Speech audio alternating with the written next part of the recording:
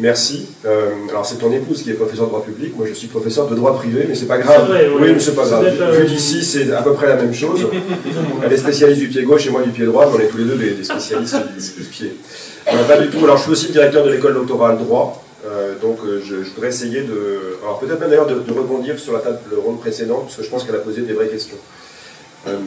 La question que je me pose, c'est comment peut-on répondre aux exigences actuelles de la société sans perdre notre âme et sans avoir le sentiment de céder à des dictats qui sont ceux d'une certaine logique de la rentabilité, de l'efficience économique. Comment y répondre sans perdre notre âme? Ça veut dire quand même que je pense qu'il faut qu'on y réponde. Je pense qu'on ne peut pas passer à côté de la question qu'on nous pose, mais à quoi servez-vous? Et on ne peut pas se contenter de hausser les épaules avec dédain en disant « nous sommes ce que nous avons toujours été et vous êtes des imbéciles parce que vous ne nous comprenez pas ». Je pense que si on fait ça, on c'est mort, c'est fini. On est l'orchestre du Titanic et on est déjà en train de couler. Et en même temps, pour parler comme un macroniste que je ne suis pas, et en même temps, il faut à la fois répondre, expliquer et ne rien céder sur ce que nous savons au fond d'être l'essentiel de notre mission, c'est-à-dire d'être vecteur d'universalisme, de pluralisme, de culture, de savoir, d'intelligence et de liberté. Pour ça, pour qu'on puisse à la fois répondre aux exigences de la société et sauver l'essentiel, je pense qu'il faut qu'on soit unis, qu'on soit fort et qu'on soit solidaire. Il faut que nous répondions aux défis de la surface économique, de la puissance économique. Nous devons être des acteurs, aussi des acteurs économiques dans une société où finalement on nous demande d'être puissants aussi par rapport à ces critères-là. Donc je pense qu'il faut qu'on se développe, il faut qu'on accepte l'idée de se développer, il faut qu'on accepte y compris d'augmenter nos ressources.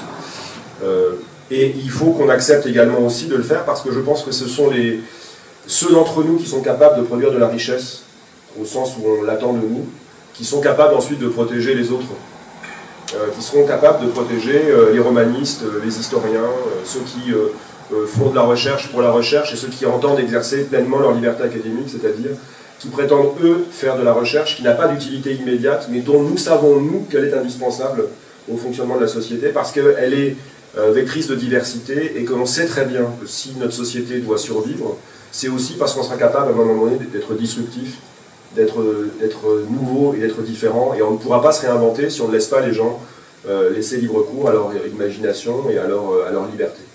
Il faut que les forts protègent les faibles, mais il faut qu'on le fasse en nous. C'est pour ça que je lance un appel à ce que Montaigne rejoigne l'Université de Bordeaux. Et je le vois au sein d'une école doctorale comme la nôtre, où nous avons 4 spécialités, droit public, droit privé, histoire du droit et sciences politiques, 2 disciplines qui sont 40% à peu près pour l'une, 40% pour l'autre, et 2 disciplines sympathiquement minoritaires, que sont l'histoire du droit et la science politique. Nous sommes en situation de garantir le pluralisme dans l'école doctorale parce que nous avons décidé que chaque année, il y aurait forcément un contrat doctoral en histoire du droit et un contrat doctoral en sciences politiques, quoi qu'il en coûte. Quels que soient les sujets, quelle que soit d'ailleurs l'origine du candidat, même si 2 ans de suite on nous propose un candidat parisien pour venir prendre un contrat doctoral à Bordeaux, on a fait ces discussions sur les étiquettes parisiens dehors, parce que vous les Parisiens, vous faites monter le prix de l'immobilier. C'est absolument indispensable. Mais ça, on ne peut le faire que parce qu'on a suffisamment de contrats doctoraux, et on a beaucoup de contrats doctoraux parce qu'on est fort. Et on assurera aussi la liberté académique de ces disciplines non productives, parce que nous avons décidé que c'était important qu'il y ait de la science politique et qu'il y ait de l'histoire du droit à l'école doctorale de droit de l'Université de Bordeaux.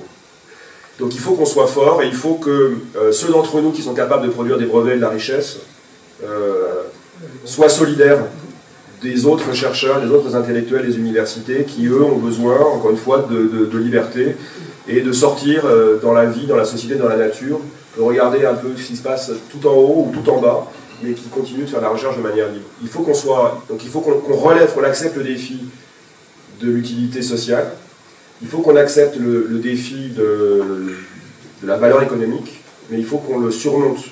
Il faut qu'on le surmonte pour continuer d'exister et continuer de défendre les valeurs qui sont nos valeurs intangibles et, j'allais dire, intemporelles. Et donc on peut pas, il ne faut surtout pas opposer les modèles. Si on les oppose, je pense qu'on va perdre. Il faut qu'on accepte de jouer le jeu, mais il faut qu'on s'unisse parce qu'encore une fois, on ne défendra pas ce qui fait notre force, notre véritable force, c'est-à-dire le pluralisme et la diversité, si on n'accepte pas de rendre des comptes à la société qui finalement nous finance. Voilà ce que je voulais dire.